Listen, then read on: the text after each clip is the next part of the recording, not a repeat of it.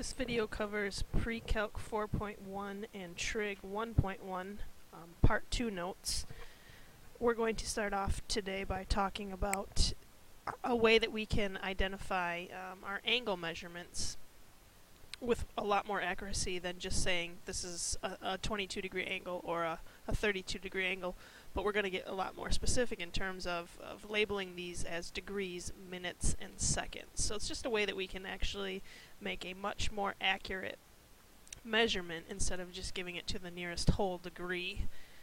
And so when I look at this, you're going to notice that the way that I read this is 22 degrees, 40 minutes. So one of these stands for minute, and if you see two of them next to each other, then that's seconds. So 22 degrees, 40 minutes, and 22 seconds.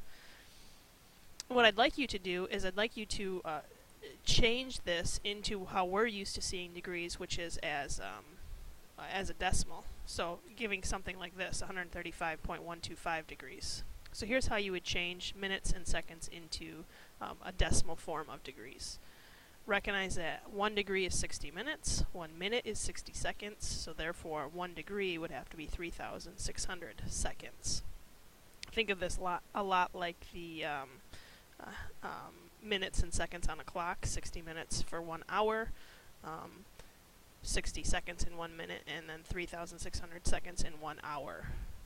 So if you're going to break this down, here's what you do. You would take the degrees, because you want to keep your answer in degrees, add to that the minutes divided by 60. Since there are 60 minutes for 1 degree, I'd have to take 40 out of 60. And then since there are, if I'm trying to change seconds into degrees, there are 3,600 seconds, so I'd take 22 and divide by 3,600. And then I can just type that in the calculator and get it to be approximately 22.67 degrees. So again, I'm writing this as a degree measurement in terms of decimals instead of saying specific minutes and seconds. Now, if I'm given the degree measure in terms of a decimal, but I want you to tell me how many minutes and seconds that is, here's how you would do that. You are going to separate the partial from the whole. So in this case, the partial would be the 0.125. So the 0.125 is a part of a degree. So to change it into minutes, you times it by 60. So what I'd come up with is 135. When I take 0.125 and times it by 60, I get 7.5.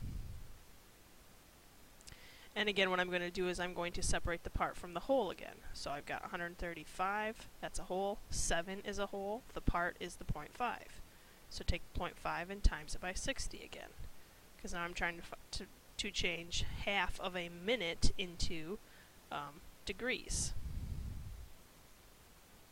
I said that backwards. I'm trying to change decimal degrees into seconds. That's what I'm trying to change this part to. So when I multiply this out, I end up with 30.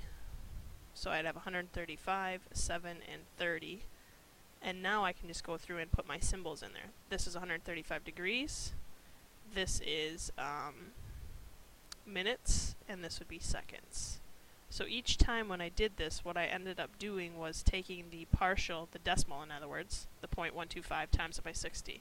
Let's take off the whole part of that. So in this next case, the whole part was 7. Take the whole part off, put the decimal part off to the side, times that by 60. And I keep doing that until I don't have any more decimals associated with that. So I could say that 135 degrees, 7 minutes, 30 seconds is approximately 135.125 degrees. This next example is going to ask you to change from degrees to radians or radians to degrees. So let's talk about the relationship that there is between degrees and radians. We've kind of addressed this in part 1 of the video, but I said that 180 degrees is the same as pi radians. We can use that relationship to help us change any degrees into radians or any radian measurement into an angle in terms of degrees. Here's how you would use that. You'd use this relationship, theta over 180 equals theta over pi. So if I'm going to try to change 30 degrees into radians, what I'd want to do is plug into here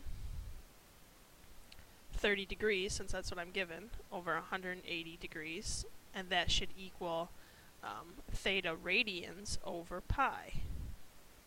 So I'm going to cross multiply here. I'd get 30 pi equals 180 degrees times theta. I'd solve for theta, and I'd end up with, if I divide this out, 30 goes into here 6 times, so it would be pi over 6. Notice that I'm not putting it into the calculator, because if I put it in the calculator I don't get a pi. So I can say that 30 degrees is the same as pi over 6 radians. Another way that you could have done this instead of having to write a proportion and solve it is if you want to change from degrees to radians, you can times then just by the relationship 100 or pi over 180. So let's do that also so you can see I'm going to get the same answer. If I take 30 degrees and I times it by pi over 180, I end up with 30 pi over 180. Again, that's what we had here. And then if I reduce this fraction, it becomes pi over 6. So a lot of students find that using this relationship to change from degrees to radians, so I'll just put d to r, so you know that's degrees to radians, works out pretty well. So let's do that with this example then. If I have 220 degrees and I want to change it to radians, times by pi over 180. So you end up with the fraction 220 pi over 180. Reduce that fraction, you'd end up with 11 pi over 9. If you are going to be putting this into the calculator, don't put the pi in the calculator, just type in 220 divided by 180, change it to a fraction, in this case improper fraction, and then tag the pi back in the numerator with it. And so you'd get 11 pi over 9. So again, you can use this relationship, or you can use a much easier one that just says multiply by pi over 180. Let's work the other way now. Let's say that I wanted you to go from radians to degrees. So if I want you to go from radians to degrees, you would multiply by 180 over pi.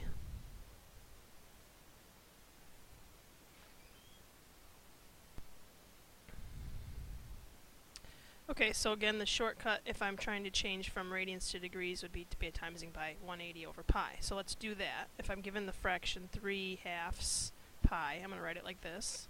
I'm going to times by 180 over pi, which will make my pi's cancel out. And then I can look at this and say 2 goes into here 90 times, and then 3 times 90 is 270 degrees. So I can get this to be 270 degrees. Now, notice that for this problem I asked you to change a radian that was a fractional measurement with a pi. This time I'm asking you to change just a whole number. There's no pi with that. So when there's the no pi with it, you can't do the multiply by 180 over pi. So you can't do the shortcut here. So you have to actually use this ratio here. So this time when I do it, I'm trying to find theta in degrees. So I put theta over 180 equals, and now I'm trying to change 2 radians into degrees. So for this problem I would cross multiply and get theta pi equals 360, and now when I divide by pi I end up getting 114.6 degrees. So you can only do this shortcut if you're given a fractional radian in terms of pi. If you're given a decimal form, 2 is a decimal, 2.0 of radians, then you have to actually use the formula. So I have to use that formula. Alright, the next concept we're going to talk about is finding the arc length. And basically what the arc length is, if I asked you to find the arc length of this circle, I'm asking you to find, you'll notice what my arrow is showing, I'm asking you to find this distance, in other words, part of the circumference. So there's a formula that we have.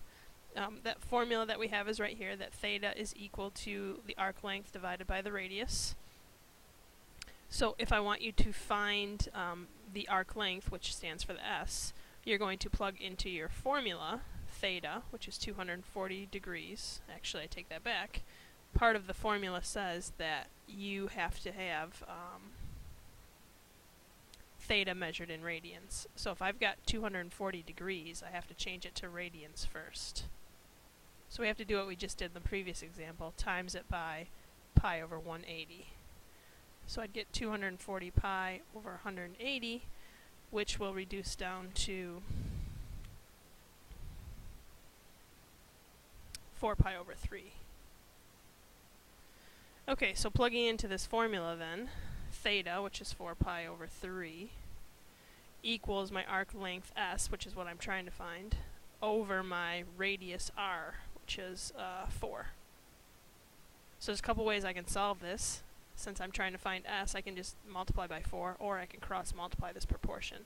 I think the easiest way is to just multiply by 4 to get rid of that. So this becomes 16 pi over 3 equals s. Probably going to want to give it as a decimal. If I asked you to give it as an exact value, that would be the answer. If you're going to give it as a decimal, you just type in the calculator 16 pi, get an answer, divide it by 3, and I get 16.8 if I round it. And this would have to be, I should put some units with it, inches would be my arc length. So this distance would be 16.8 inches.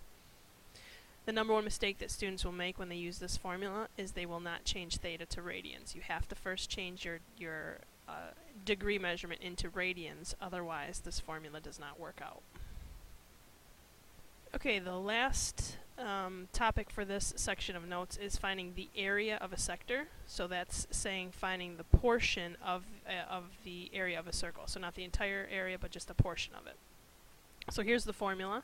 Area equals half of the radius squared times theta. Again, theta has to be in radians. So if we look at our theta, it's not. So let's change it to radians by multiplying by pi over 180. So 45 pi over 180, if you reduce this fraction, 45 over 180 is 1/4. So you'd get pi over 4. That's what we want to use for theta. So now plugging into my formula, take half the radius, it says my radius is 12 millimeters, so r is 12, squared times pi over 4. Again, if I asked you to give an exact value answer, you would type in the calculator half times 12 squared